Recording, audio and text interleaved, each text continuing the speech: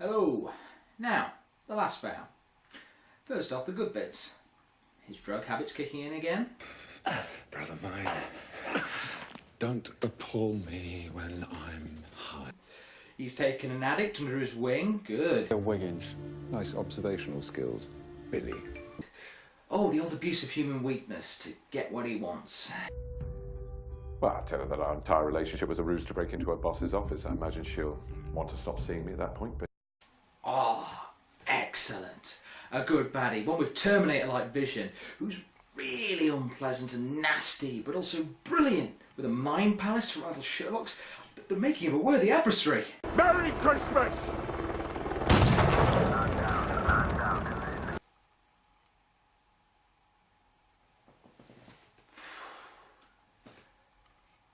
You can't accuse Gatiss and Moffat from being conventional, can you? They brought a trope that you usually see of American goodies versus British baddies into a situation with a British goodie versus a Scandinavian baddie. That trope being, you outsmarted me, now I will kill you. Now, if you read the news, you're probably aware of the Mark Duggan inquest, where there was lots of debate about whether it's okay to shoot people. Not sure Sherlock read that front page. There are so many reasons why this is wrong, which I'll explain after looking back at Conan Doyle's original story, which the episode is based on. In the adventure of Charles Augustus Milverton, Holmes does indeed make a morally questionable decision. He witnesses a murder of a blackmailer and knows who done it, but doesn't go to the police because 1. He despises the blackmailer more than any other, 2. The murderer was avenging her husband's death caused by the blackmailer's revelation, and 3. The only reason Holmes and Watners had witnessed it in the first place was because they'd broken into the blackmailer's house, meaning they would definitely be arrested if they went to the police. Now let's consider Sherlock's decision. Blackmailer still is detestable, but so far his worst crime has been this.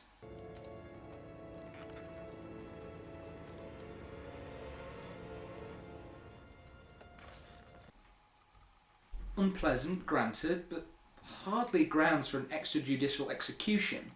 There are attempts to justify it. People like Magnuson should be killed. That's why there are people like me. Perfect. Why do you hate him? Because he attacks people who are different and preys on their secrets. So far we know these different people are paedophiles. She was 15. She looked older.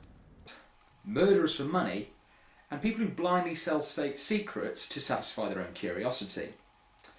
Also, there may just be the possibility he may look a bit guilty murdering somebody in front of all these police.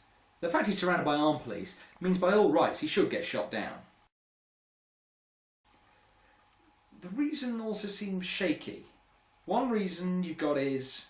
I'm a high-functioning sociopath! The other is to protect Mary and John. Okay, so how do you figure that out? You already know this guy likes to store away info and use it as leverage. That Magnuson would use the fact of your involvement rather than sharing the information with the police, as is his MO. Why would he out Mary's secret now when she, John and Sherlock are no longer a threat to him? Oh, because he made pop and pee in your fireplace again. Nuts to that. Was this really the only solution? Sherlock Holmes isn't a lot of things. Like most of us, he isn't a murderer. Holmes will only kill if you try and kill him first. And being a man of rationality, he doesn't have much time for assumptions. Additionally, if you're going to commit murder, you might consider changing your perfume, Lady Smallwood. Or throwing himself at the mercy of situations. Deal with the devil. At least we can thank reason he didn't get his end away. Sherlock Holmes, you are a backstabbing, heartless, manipulative bastard. You, as it turns out, are a grasping, opportunistic, publicity-hungry tabloid whore. So we're good then? Yeah, of course. Now I know Mark Gatiss and Stephen Moffat like to turn the tables on Conan Doyle's old stories, to make it fresh. This works when you change who the murderer is, because then it keeps the suspense. But there comes a point when the only thing you've adapted is really the name. Frankly, there hasn't been enough Holmes in Sherlock this series. I love Sherlock in the first two series, because Holmes' hallmarks were there. Your limp's really bad when you walk. You don't ask for a chair when you stand, like you've forgotten about it. That means the limp is at least partly psychosomatic. That says the original circumstances of the injury were traumatizing. Wounded in action, then. So, where does an army doctor get himself a suntan and wounded in action these days? Afghanistan or Iraq? Now he looks at Mary and he's like,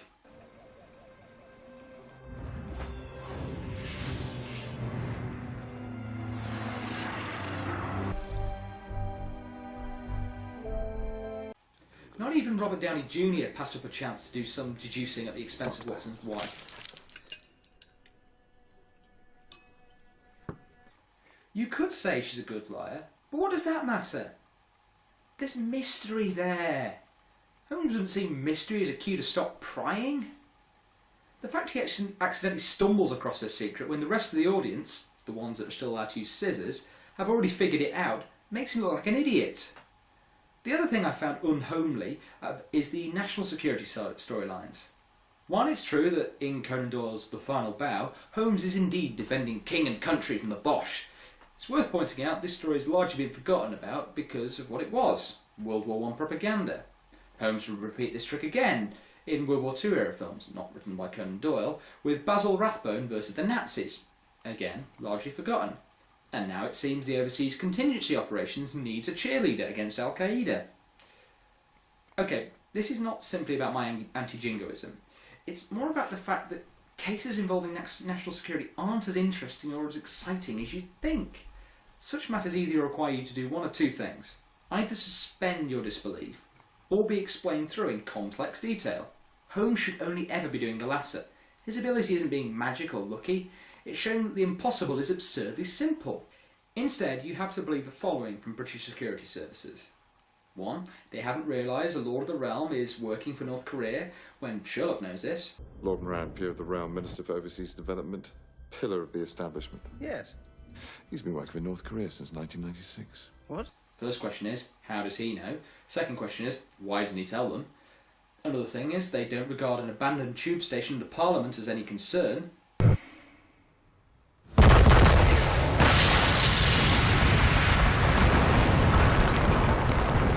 This is the same security services that put missiles on the top of Tower Hamlets, remember?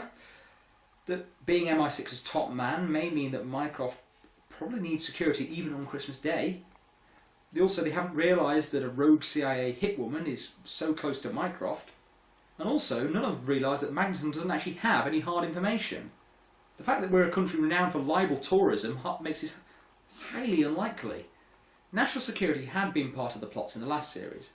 Then it was plausible, with a misplaced body leading to a cock-up of a counter-terrorism operation in the scandal of Belgravia, and Moriarty's convoluted scheme to beat British justice, media and security by targeting individual weaknesses in the Reichenbach fall. Now we're supposed to believe the whole security systems and the services are incapable of spotting the whales in the room. There's also the fact that the threat level has just been catapulted to the point the whole nation is in danger from bombers and blackmailers. We're stepping out of the realms of Holmes and into the shoes of 007.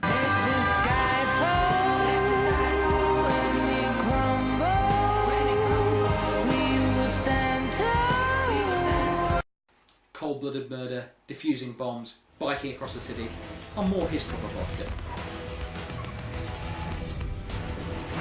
There's also the way they approach problems. Holmes confronts them rationally, quickly deducing mysteries, and ensuring he goes into any situation with the advantage. Bond usually blunders in, fails first time, gets lucky, and just gets away with it.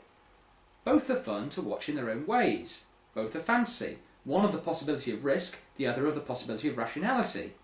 Holmes uses far too little of the latter this series, and Flemings his way through the problems. He assumes he knows how to stop a bomb. He assumes Janine loves him, even though we know he knows the telltale signs of love. John Watson thinks love's a mystery to me, but the chemistry is incredibly simple and very distractive. He assumes Lady Smallwood is a wannabe assassin. He assumes Magnuson has a blackmail vault. There are two massive warning signs that he's wrong on the last two. Claire de la Lune. Why do I know it? Mary wears it. No, not Mary, somebody else.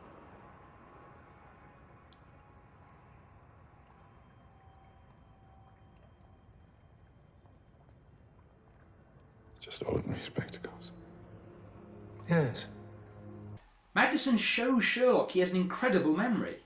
You know about mind palaces, don't you, Sherlock? Yet he doesn't marry the two together. Holmes should consider every possibility before coming to conclusions, especially when he realises he's underestimated the man already. You underestimate me, Mr. Holmes. But no, stick to the plan and risk it all on a rumour there's a vault.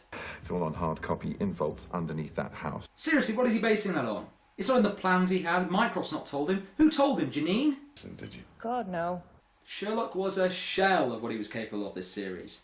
Even though the stakes had been raised, he only occasionally brought his brain to the table. While people were amazed, some even thrilled, that he became a sacrificial murderer at the end, I was just disappointed. How could he back himself into such a corner? The writers seem to have limited themselves too. Holmes can hardly return to everyday life at Baker Street again. Even if Prince Harry shot Rupert Murdoch, no amount of nepotism is going to keep that quiet. He will, as Mycroft says, have to be a blunt instrument of the state, dealing with, as you guessed, national security and Moriarty. Again. Did you miss me? Did you miss me? Did you miss me? Did you miss me? There may be no more golems, hounds, street crime, boomerang accidents or murderous art collectors. Those mysteries concerning people in extraordinary situations is far more interesting than the dark corridors of power. There's more human interest, error and diversity for Holmes to calculate, and much more suspense for us. Let me be clear, I had no pleasure in saying any of that. I admire Mark Gatiss and Stephen Moffat because I loved the first two series of Sherlock so much. This video has been an outpouring of disappointment. I know Mark and Stephen know what Holmes is, and I know they are capable of so much better.